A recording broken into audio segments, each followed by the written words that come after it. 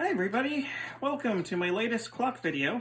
This is one I've been meaning to do for a while now because I've had this clock since early November, but better late than never.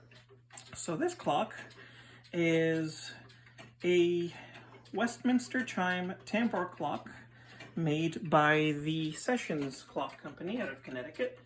From my research so far, I have concluded that this is probably the Westminster B model. Anyone who might know better, feel free to correct me in the comments. This clock is rather interesting in that, unlike most other chiming clocks, be it Westminster or other melodies, this clock has only two drivetrains.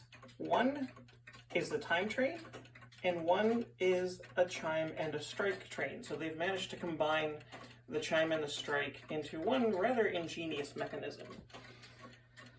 This clock has a very interesting chime too. It's very deep and very mellow sounding.